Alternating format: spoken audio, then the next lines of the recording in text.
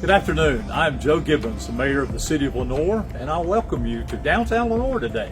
I'm here to talk to you about an upcoming City of Lenoir comprehensive plan.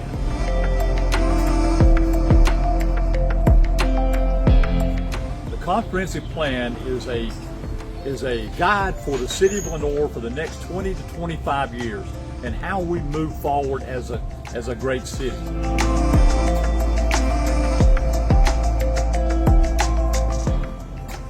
We would like for you to come out to the community open house. This will be on June 26th from 5:30 to 7:30 p.m. at Blue Ridge Energy Community Meeting Room. That's the district office of Blue Ridge Energy. Again, on June 26th from 5:30 to 7:30 p.m.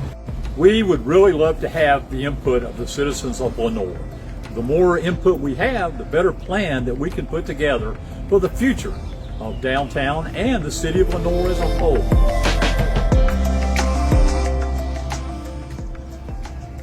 So please come out, join us for the community meetings, go online and do the surveys if you will, and just be interested.